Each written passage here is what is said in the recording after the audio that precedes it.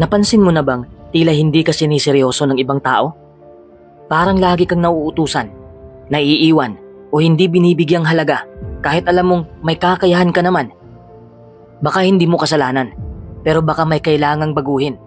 Hindi sa panlabas lang, kundi sa loob, sa paraan ng pagtrato mo sa sarili mo. Kung sawa ka ng maging option lang sa mata ng iba at gusto mong maging taong may respeto, tiwala at dignidad, panahon na para gumawa ka ng hakbang. Sa video na ito, tatalakayin natin ang 10 konkretong bagay na pwede mong gawin para magbago ang pagtingin at pagtrato sa'yo ng ibang tao. Simula ngayon. Number 1. Kilalanin at pahalagahan mo ang sarili mo. Hindi mo kayang baguhin ang tingin ng iba sa'yo hanggat hindi mo muna binabago ang tingin mo sa sarili mo. Ang tunay na respeto ay nagsisimula mula sa loob. Kung palagi mong tinitingnan ang sarili mong kulang, mali o hindi sapat, yan din ang enerhiyang ibinubuga mo sa paligid mo. At yan din ang babalik sa'yo.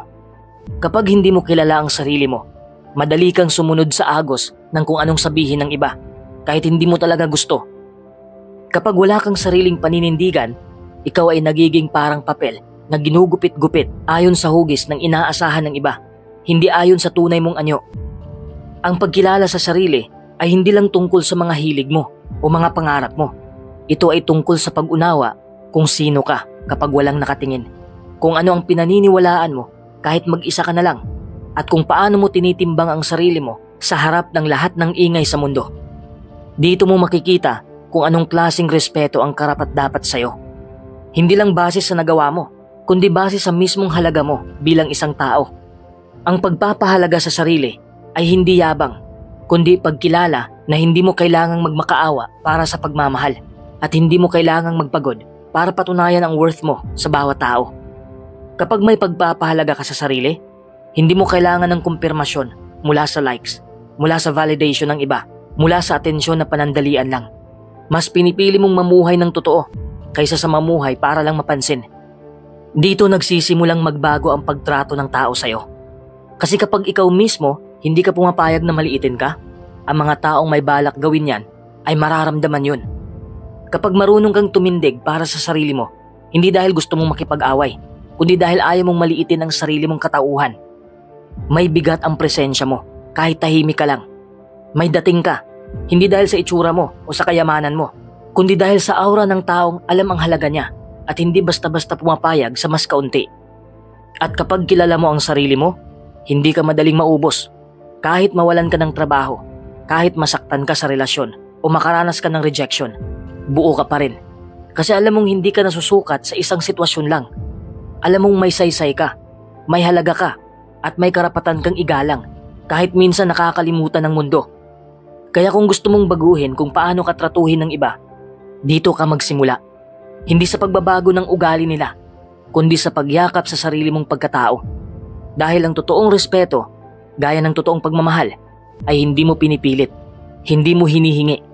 Kusang dumarating yan kapag ikaw mismo ay pinili mo ng paniwalaan na karapat-dapat kang igalang. Number 2. Magsalita ng malinaw, matatag at may kumpiyansa. Ang paraan ng ating pagsasalita ay may malakas na epekto sa kung paano tayo tingnan at itrato ng ibang tao. Sa bawat salitang lumalabas sa bibig mo, may mensaheng ipinapadala hindi lang sa kausap mo, kundi pati na rin sa mundo. Kung anong klaseng tao ka, kung gaano ka kalinaw magpahayag, at kung may tiwala ka ba sa sarili mo. Kapag nagsasalita ka ng mahinahon pero buo ang loob, nakukuha mo ang atensyon ng mga tao.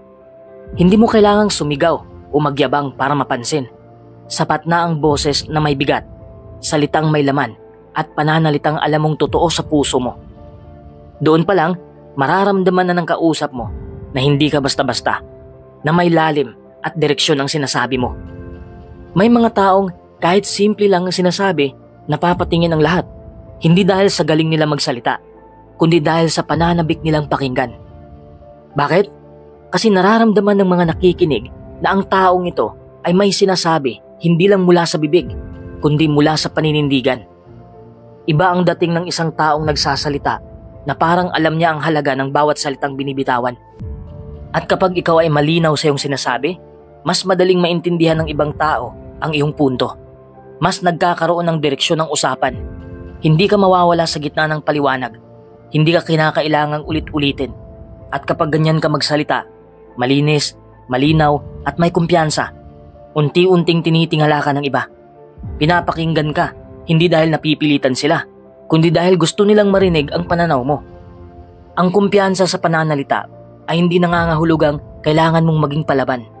Hindi ito pagiging mayabang, kundi ito ay ang uri ng pananalita na may kapanatagan. Yung uri ng salita na may bigat kahit hindi mataas ang boses. Yung pananalitang pinanday ng karanasan, hindi ng pagpapakitang tao. Kapag natutunan mong tumindig sa salita mo, hindi nanginginig, hindi nag-aalanganin, at hindi natitinag kahit may kabang nararamdaman, doon mo makikita ang pagbabago. Biglang tatahimik ang paligid kapag nagsalita ka. Biglang mag-iiba ang tingin ng mga tao sa'yo. Biglang mararamdaman mo na kaya ka na nilang seryosohin. Ang lahat ng ito ay nagsisimula sa paniniwala sa sarili. Kasi ang totoo, hindi mo pwedeng ipilit sa ibang tao na igalang ka kung sa pananalita mo pa lang parang wala kang paninindigan. Hindi mo pwedeng i-claim ang respeto kung ang boses mo ay palaging nagdadalawang isip. Pero kapag natutunan mong maging malinaw, matatag at may kumpiyansa sa iyong pananalita, kahit hindi mo hilingin, kusang darating ang respeto. Number 3, lumayo ka sa mga taong walang respeto sa'yo. Isa ito sa pinakamahirap, pero isa rin sa pinakamakapangyarihang desisyong pwede mong gawin sa buhay mo.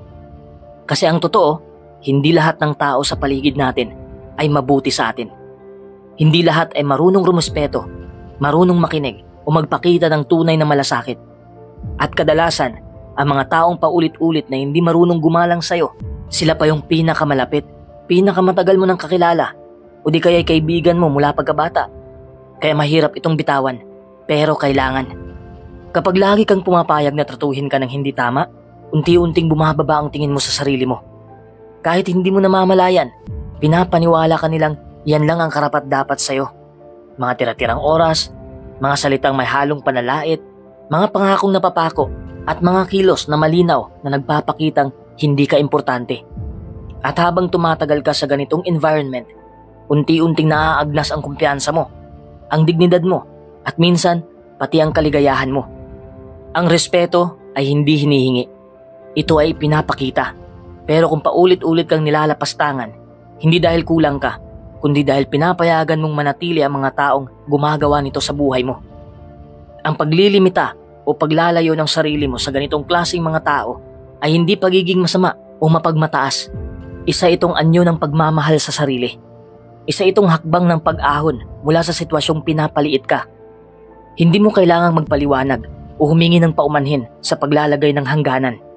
Dahil minsan, ang katahimikan mo ang pinakamatunog na mensahe ng respeto. Hindi lang para sa kanila, kundi lalo na para sa sarili mo. Hindi mo sila kailangang baguhin. Ang tanging kontrol mo ay kung sino ang binibigyan mo ng access sa energy mo, sa oras mo, sa puso mo. At kapag nagsimula kang lumayo sa mga taong hindi marunong rumispeto sa'yo, may isang kakaibang bagay na mangyayari.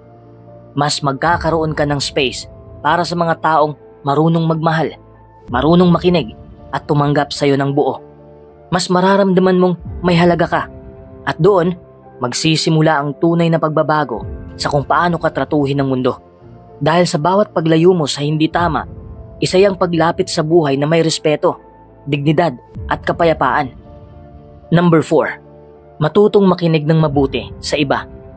Sa panahon ngayon kung saan lahat ay gustong marinig, ang marunong makinig ay tila iilang hiyas na lang sa lipunan. Lahat gustong magsalita, gustong ipahayag ang opinyon, gustong mauna sa komento at gustong mapakinggan. Pero bihira ang taong talagang nakikinig. At kapag natutunan mong makinig ng totoo, hindi lang basta naririnig ang sinasabi ng tao, kundi iniintindi, nauunawaan at sinisikap damhin ang pinanggagalingan nila. Diyan ka magsisimulang igalang, mahalin at pagkatiwalaan. Ang pakikinig ay hindi lang simpleng pagpigil sa bibig habang may nagsasalita. Isa itong aktibong proseso ng pagbibigay pansin, hindi lamang sa salita, kundi pati sa tono, emosyon at katahimikan sa pagitan ng mga salita. Kapag nakikinig ka ng buo, binibigyan mo ng halaga ang taong kaharap mo. Ipinaparamdam mo na importante siya, na may space siyang maging totoo at na hindi mo siya huhusgahan habang nagsasalita. Sa simpleng pakikinig, nagbubukas ka ng pinto patungo sa mas malalim na koneksyon, respeto at tiwala. May kapangyarihang tahimik ang pakikinig. Hindi ito flashy, hindi ito palakpakan, pero ramdam ito ng puso. Kapag pinakinggan mo ng may puso ang isang tao, kahit wala kang solusyon o sagot, sapat na yon para maramdaman niyang hindi siya nag-iisa. At sa ganitong klase ng ugnayan, kung saan ikaw ay marunong makinig, ang pagtrato sa iyo ng tao ay hindi basta-basta. Dahil sa mundo ng ingay at pagmamataas, ikaw ang pipiliing lapitan ng tao kapag gusto nila ng tunay na kausap. Maraming relasyon ang nasisira, hindi dahil sa kakulangan ng pag-uusap, kundi dahil sa kakulangan ng pakikinig. Maraming galit ang lumalalim dahil walang nakaintindi. At maraming taong tumitigas ang puso dahil wala silang naramdamang tinanggap sila habang sila'y naglalabas ng hinaing. Kung gusto mong baguhin ang trato sa iyo ng mga tao, hindi mo kailangang laging maging pinakamagaling magsalita. Minsan, sapat nang ikaw ang pinakamagaling makinig. Ang tunay na pakikinig ay anyo ng kababaang loob. Ito'y paglimot muna sa sariling ego para bigyang daan ang mundo ng iba. Kapag natutunan mong makinig ng may intensyon, hindi para sumagot, kundi para umunawa, ikaw ay nagiging mas makatao, mas maawain, at mas malapit sa puso ng tao. Sa bawat sandaling pipiliin mong makinig ng totoo, unti-unti mong binabago ang imahe mo sa mata ng mundo. Mula sa basta taong nakapaligid lang, tungo sa taong pinahahalagahan at nirerespeto. Number 5. Maging consistent sa salita at gawa. Isa sa mga pinakamakapangyarihang bagay na pwede mong gawin para seryosohin ka ng mga tao ay ang pagiging totoo sa sinasabi mo. At ang mas mahalaga ay ang pagtupad sa mga sinasabi mong yon. Sa mundo ngayon na puno ng mga pangakong napapako, opinyon na pabago-bago, at taong hindi mo alam kung totoo o nagpapanggap lang, ang isang taong consistent ay parang hiningang sariwa. Bihira, pero kapag nakita, hindi makakalimutan. Kapag ang isang tao ay tumutupad sa kanyang salita, unti-unting tumitibay ang kredibilidad niya. Hindi ito parang instant noodles na isang minuto lang, luto na. Ito ay parang mabagal na pagkakahulman ng tiwala. Paunti-unti, pero matatag. At ang tiwala, yan ang batayan ng tunay na respeto. Hindi mo kailangan sumigaw para mapansin o ipagyabang ang kakayahan mo para mapaniwala sila. Kapag consistent ka, ang mismong presensya mo pa lang ay may bigat. Ang mga salita mo, kahit hindi malalalim, ay pinapakinggan. Bakit? Dahil alam nilang kapag sinabi mo, ginagawa mo. Nakakabit dito ang isang napakalalim na prinsipyo, integridad. Hindi lang ito pagiging mabait o matapat. Ito ay pagiging buo. Buo ang pagkatao mo. Buo ang paninindigan mo. Buo ang respeto mo sa sarili mo at sa sinasabi mo. Kapag sinabi mong darating ka, darating ka. Kapag sinabi mong kaya mong panindigan ng isang bagay, hindi mo ito iiwan sa ere. Hindi mo kailangan ng drama o ng grand entrance. Ang simpleng pagiging tapat at totoo sa iyong ginagawa ay sapat na para baguhin ang tingin ng mga tao sa iyo. At kapag naging consistent ka, hindi lang respeto ang bunga nito, mas lumalalim din ang tiwala sa sarili. Kasi bawat beses na natutupad mo ang mga pangako mo, kahit gaano kaliit, lumalakas ang loob mo. Mas nagiging malinaw ang boses mo. At mula doon, mas nagiging matibay ang imahe mo sa paningin ng iba. Hindi ito madali. Maraming tukso. Tukso ng convenience, ng takot, ng pressure. Pero ang pagiging consistent ay hindi pagiging perpekto.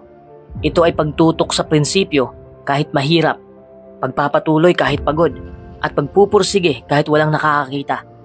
At sa huli, ang gantimpala ay hindi lang pagtingin ng ibang tao, kundi ang panibagong respeto na nabubuo sa puso mo para sa sarili mong pagkatao. Number 6. Matutong magsabi ng hindi. Isa ito sa pinakamahalaga na gawin para mabago ang pagtrato sa iyo ng ibang tao.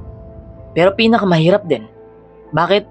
Dahil sa kulturang kinalakhan natin, kadalasang itinuturo na ang pagiging mabait ay pagiging palaging oo, palaging available, palaging handang mag-adjust. At sa umpisa, parang tama naman. Pero habang tumatagal, mapapansin mong nauubos ka. Nawawala ang oras mo, ang enerhiya mo, at pati minsan ang respeto mo sa sarili dahil sa takot mong maka-offend, madismaya ang iba o masabing suplado ka. Ang hindi pagsasabi ng hindi ay unti-unting nagtuturo sa mga tao na okay lang abusuhin ang kabaitan mo. Hindi nila ito laging sinasadya, pero kapag palagi kang pumapayag, palaging sumusunod, at palaging umaayon kahit labag sa loob mo, ang mensaheng ipinapadala mo ay, wala akong boundaries. Kahit ano, pwede sa akin. Doon unti-unting nawawala ang respeto. Sa bawat pagkakataong hindi mo kayang tumanggi, parang sinasabi mong hindi mahalaga ang sariling pangangailangan mo. Iniisip mo ang kapakanan ng iba, oo, pero habang ginagawa mo yon, unti-unti mong isinasantabi ang sarili mo. Hanggang sa dumating ang punto na nagiging automatic na lang ang pagpayag mo. Kahit hindi mo na talaga gusto. At ang masaklap, hindi mo na alam kung ginagawa mo pa ba ito dahil gusto mo o dahil natatakot ka lang mawalan ng koneksyon, masabihang masama ang ugali o hindi ka nila kailanganin. Pero ang pagtuturo sa sarili na magsabi ng hindi ay hindi ibig sabihin ng pagiging masama, isnabero o walang pakialam. Ibig sabihin lang nito, marunong kang alagaan ang sarili mong hangganan, na hindi lahat ng hiling ay kailangang tugunan, na ang oras, enerhiya at damdamin mo ay mahalaga rin at hindi mo ito ibinibigay kung kailan lang nila gusto. Ang totoo, ang mga taong tunay na may malasakit sa'yo, ang mga totoong may respeto, sila mismo ang matutuwang marinig kang nagsasabing hindi kung alam nilang para ito sa kapakanan mo. Sila ang hindi magagalit kung pinili mong unahin ang pahinga mo, ang pamilya mo o ang sarili mong mental health. Pero kung may mga taong nagtatampo o nagagalit kapag hindi mo sinunod ang gusto nila, sila ang may problema, hindi ikaw. Matutong magsabi ng hindi, hindi dahil gusto mong makasakit ng damdamin, kundi dahil gusto mong palagahan ang sarili mong damdamin. Matutong magsabi ng hindi, hindi dahil sa pagtanggi, kundi dahil sa pagtatanggol ng iyong hangganan. Dahil sa bawat hindi na nasabi mo ng buo at may respeto, unti-unting natututo ang mundo kung paano ka dapat itrato. Number 7. Ipakita ang resulta, hindi lang salita. Isa ito sa mga pinakamahalagang prinsipyo kung gusto mong baguhin ang tingin ng ibang tao sa'yo. Tumigil sa kakasabi at simulan ang paggawa. Sa panahon ngayon, napakaraming tao magaling magsalita, magaling magplano, magaling mangarap, magaling magkwento ng mga balak sa buhay. Pero konti lang ang tunay na gumagalaw. Konti lang ang tahimik, pero may naaabot. Kaya kung gusto mong seryosohin ka, igalang ka, at tignan ka bilang isang taong may paninindigan, kailangang mas bigyan mo ng halaga ang gawa kaysa sa salita. Kahit gaano kaganda ang mga ideya mo, kung hindi ito nasasalin sa aksyon, mananatili lang itong konsepto na nakasabit sa hangin. At habang patuloy kang nagsasalita pero walang konkretong pinapakita, unti-unti kang mawawala ng kredibilidad sa mata ng iba. Sa una, makikinig sila. Sa pangalawa, magdududa. Sa pangatlo, hindi na sila maniniwala kahit anong sabihin mo. Ang tunay na respeto ay hindi humahaba sa dami ng paliwanag mo. Umaangat ito sa tuwing may pinapatunayan kang resulta. Kapag may nakita silang pagbabago sa lifestyle mo, sa ugali mo, sa disiplina mo, doon sila nagsisimulang magbago ng tingin. Doon nila mararamdaman na hindi ka lang puro salita. Isa kang taong may direksyon, may aksyon at may laman ang bawat kilos. Bukod pa riyan, ang pagpapakita ng resulta ay mas matindi ang epekto kaysa anumang paliwanag. Hindi mo na kailangang ipagtanggol ang sarili mo. Hindi mo na kailangang mag-explain kung bakit ka nagbago o kung bakit dapat kang respetuhin. Ang mga resulta ang magsasalita para sa'yo. Tahimik pero matapang. Simple pero matatag. Hindi mo kailangang sumigaw para mapansin. Sapat na ang bunga ng iyong mga gawa para sila'y mapatigil at mapaisip. At tandaan mo, ang mga taong tunay na may naaabot sa buhay ay hindi nauubos sa pagpapaliwanag. Wala silang panahon para sa paligsahan ng salita. Abala sila sa paggawa. Abala sila sa paghulma ng mga pangarap nilang ginagawang totoo. Isa-isang hakbang, araw-araw, tahimik pero tuloy-tuloy. Kaya kung gusto mong baguhin ang tingin ng ibang tao sa'yo, tigilan mo na ang pagsasabi ng gagawin ko. Simulan mo nang gawin. At kapag dumating ang araw na makita nila ang resulta ng mga pinaghirapan mo, hindi mo na kailangang ipaalala sa kanila kung sino ka. Makikita nila yon, mararamdaman nila at kusa silang magbabago ng trato sa'yo. Number 8. Ayusin ang panlabas na anyo at kilos. Isa sa mga unang bagay na napapansin ng tao ay ang iyong panlabas na anyo. Bago ka pa man makapagsalita, bago ka pa nila makilala o marinig ang opinyon mo, ang unang tumatama sa paningin nila ay kung paano ka magdala ng sarili mo. Mula ulo hanggang paa. Kaya't hindi natin maaaring maliitin ang importansya ng pagiging maayos sa itsura at kilos. Hindi ito tungkol sa pagiging maganda o gwapo ayon sa pamantayan ng lipunan. Hindi rin ito tungkol sa branded na damit o mamahaling accessories. Ang sinasabi nating pag-aayos ng panlabas na anyo ay simpleng paraan ng pagpapakita na may respeto ka sa sarili mo. Kapag pinili mong magmukhang presentable at malinis, pinapahiwatig mo sa mundo na alam mo ang halaga mo. Kapag pinili mong ayusin ang ayos ng buhok mo, panatilihing maayos ang pananamit mo, at siguraduhin hindi ka mukhang walang pakialam, nakikita ito ng mga tao bilang senyales na may disiplina ka, may dignidad ka, at may direksyon ka sa buhay. Dagdag pa rito ang kilos. Oo, malaki ang epekto ng iyong galaw at tindig. Kapag ang isang tao ay parating nakayuko, hindi tumitingin sa kausap o tila laging nagmamadali at parang takot sa mundo, nawawalan ito ng lakas sa paningin ng iba. Ang katawan mo ay may wika rin. Kapag marunong kang tumindig ng tuwid, lumakad ng may kumpiyansa, at kumilos ng mahinahon pero may direksyon, tumataas ang antas ng respeto na ibinibigay sa iyo ng mga tao.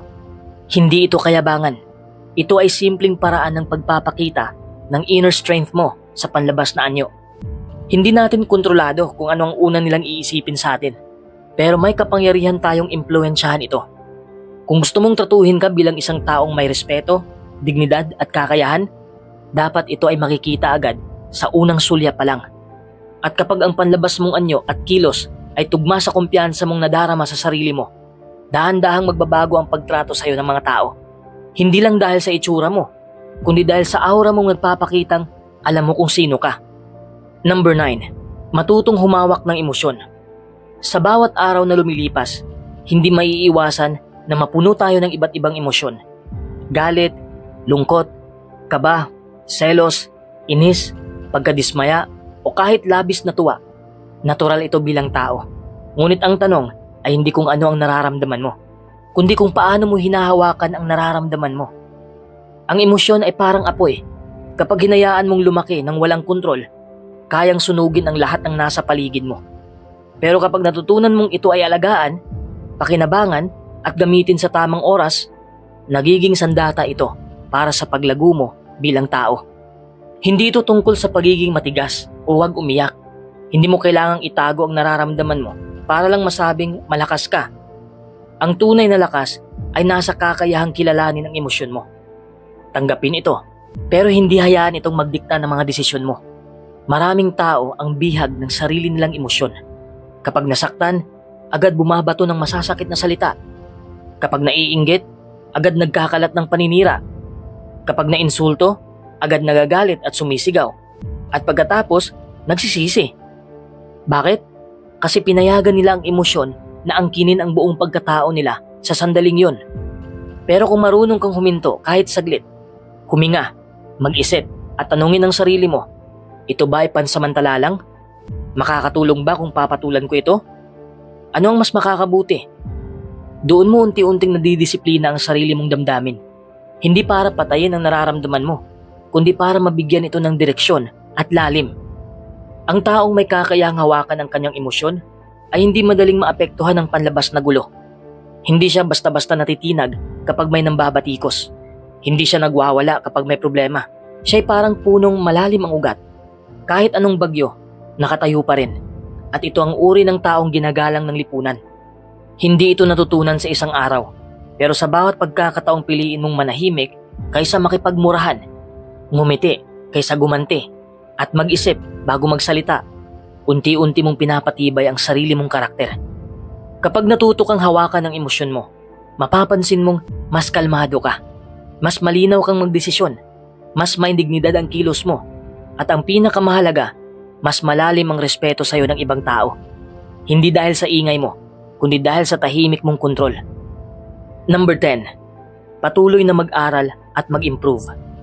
Isa sa pinakamahalagang susi para mabago ang pagtingin ng ibang tao sa iyo ay ang patuloy na pag-aaral at pag-improve ng sarili.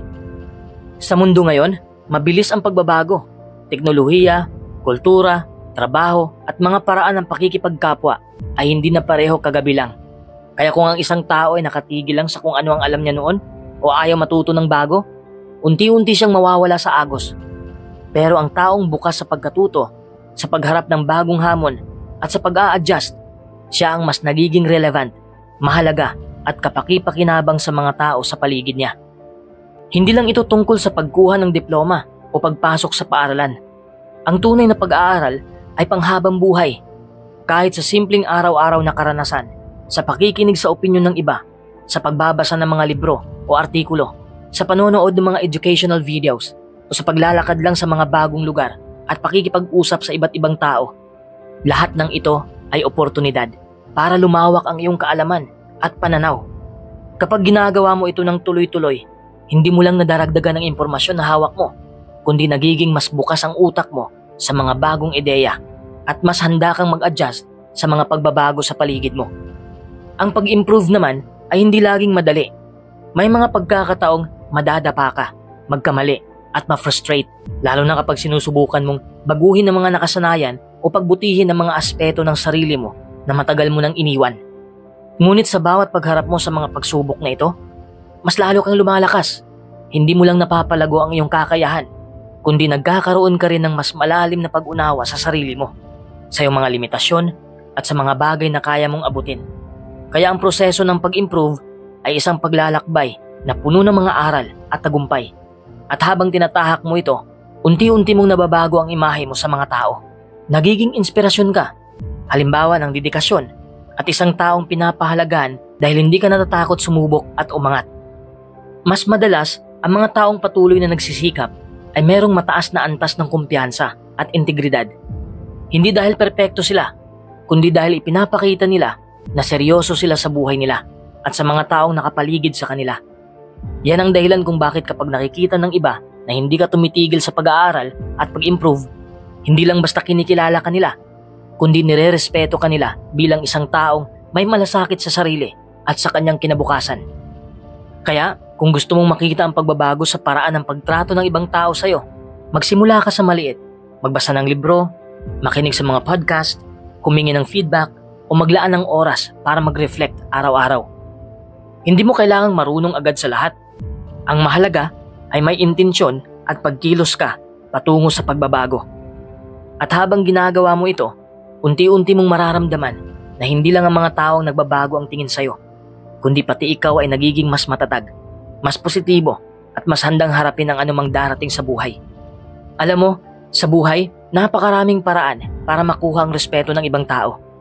Pero sa totoo lang, ang pinakaugat ng lahat ng yon ay kung paano mo tinitingnan at pinapahalagahan ang iyong sarili. Kasi kung ikaw mismo ay walang paninindigan, walang respeto sa sarili, at laging nakikisunod lang o nagpapanggap, paano mo aasahan na titingnan ka ng iba? Minsan kasi, ang unang hakbang para magbago ang trato ng ibang tao sa'yo ay yung pagbabago mo sa sarili mo muna. Kapag nakita ng tao na matatag ka, may paninindigan, at may malasakit sa sarili mo, natural lang na magbabago rin ang tingin nila sa'yo. Hindi ito nangyayari ng biglaan o overnight. Kailangan ng tiyaga at konsistensya. Sa bawat araw na pinipili mong ipakita ang pinakamahusay na bersyon ng sarili mo, kahit pa may mga pagsubok at pagkakamali, unti-unti mong nabubuo ang imahe na gusto mong makita ng iba. At ang mga taong totoo sa sarili nila, kahit may mga kahinaan, ay mas kinikilala at pinapahalagahan kaysa sa mga nagpapanggap na iba ang pagkatao para lang makuha ang atensyon o respeto.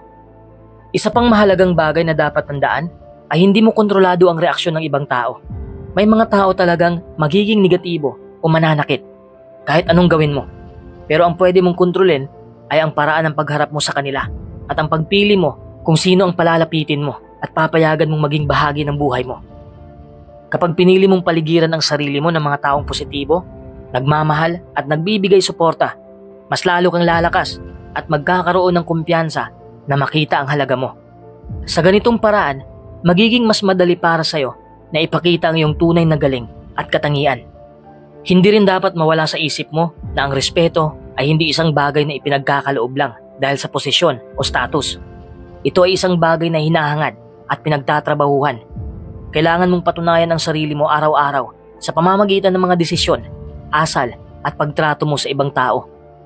Kapag nakita ng mga tao na consistent kang mabuti, tapat at responsable, hindi nila maiwasang tignan ka ng iba. Hindi dahil sa puwersa o otoridad, kundi dahil sa tunay na paggalang. Kaya huwag matakot na magbago. Minsan, ang pagbabago ay nangangahulugan ng pagbitaw sa mga lumang ugali o toxic na relasyon na nagpapababa sa'yo. Hindi ito madali, pero kapag ginawa mo ito, hindi lang respeto ang makukuha mo. Makakahanap ka rin ng kapayapaan sa puso at tunay na kaligayahan. Tandaan mo, ang tunay na respeto ay nagsisimula sa paggalang mo sa sarili mo. Kapag naramdaman ng puso mo na mahalaga ka, mararamdaman din yun ng mundo sa paligid mo.